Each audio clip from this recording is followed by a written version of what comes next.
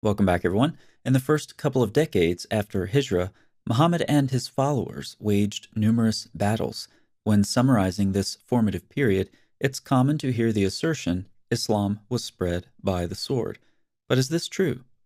According to the primary Arabic sources themselves, perhaps surprisingly, the answer is no.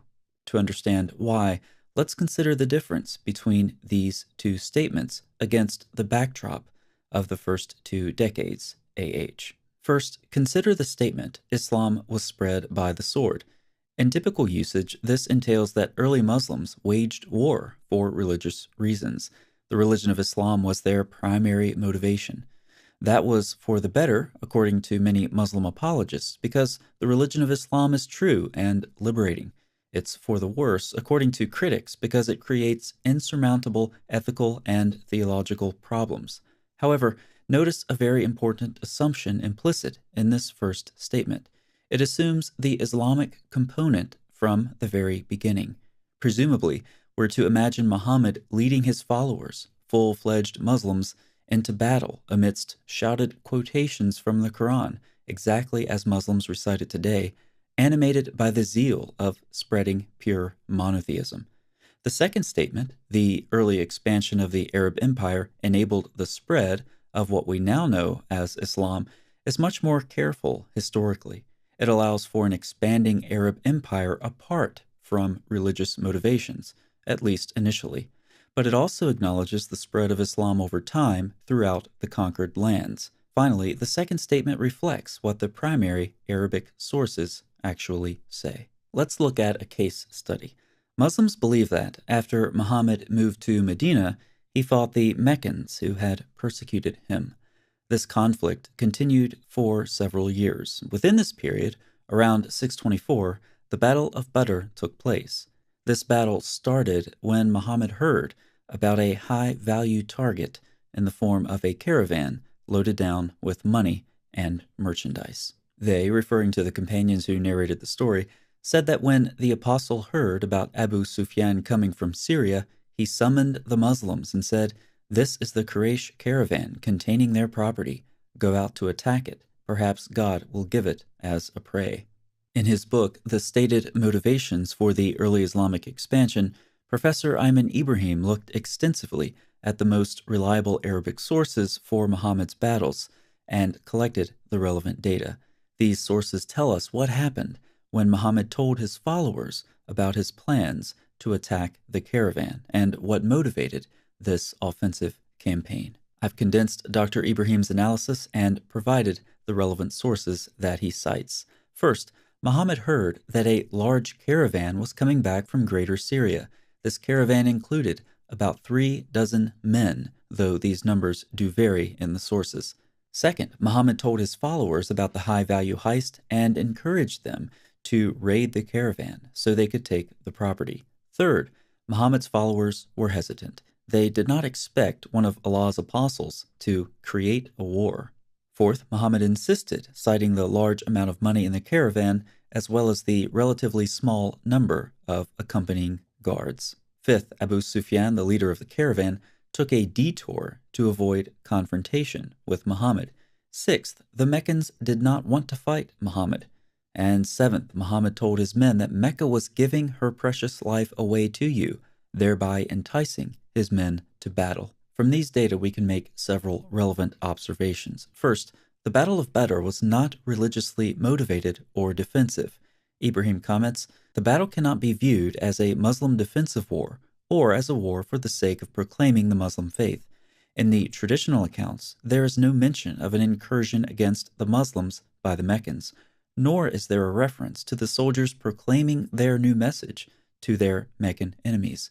The Medinan camp, under the leadership of Muhammad, sought victory over the Meccans who fought as an attempt to defend their possessions and lives." Second, since the putatively historical details of the battle lack religious motivation, the accounts were embellished with various supernatural flourishes. In their attempt to portray religiously driven maghazi, they, referring to the Muslim narrators, embellish details regarding the divine support granted to the believers. Some of these flourishes are quite comical, like Abu Jahl, who was murdered by 3 Muslim warriors. After that, he repeatedly emerged from his tomb only to be kicked back in. Muhammad prophesied that Abu Jahl would continue to be battered until the day of judgment. Third, Dr. Ibrahim notes numerous conflicts in the various narratives. According to some sources, Muhammad appears brave and certain, fighting on the front line. According to other accounts, he appears timid and unsure.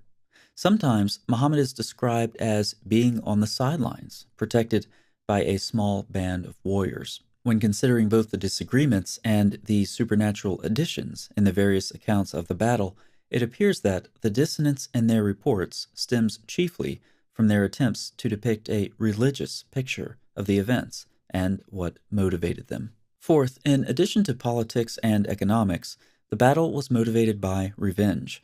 After the fighting was over, Muhammad hand-selected some important leaders from among the prisoners of war to be executed.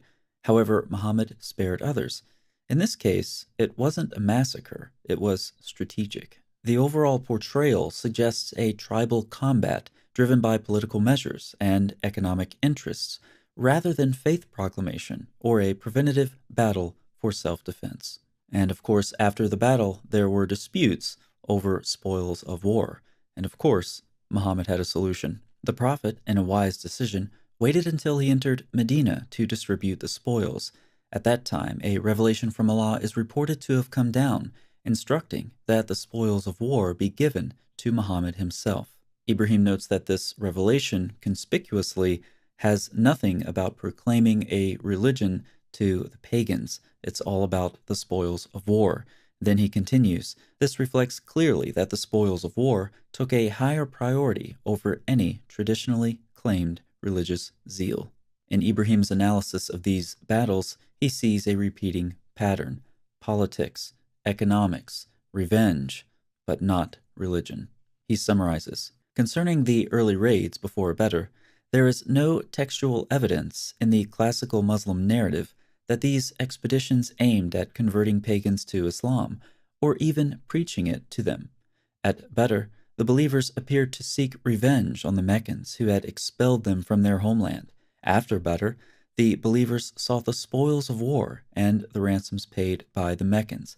This suggests that the believers sought power and resources rather than the conversion of the Meccans to Islam. Professor Ibrahim's study exposes the motives of the battles fought during the period of 622 to 641. We've seen one example. The motives range from politics to money to revenge. Neither defensive battle nor the spreading of religion were in the picture. The absence of Islamic motivations in these early decades is conspicuous.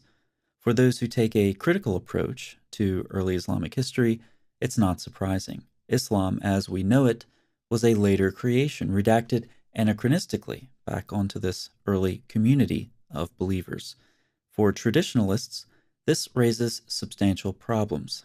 They have to explain why Islamic elements are lacking in these battles, contrary to the narratives of Muslim apologists and scholars. Or they can simply ignore what their own texts say and continue to claim early Muslims fought either defensively or to spread the light of Islam.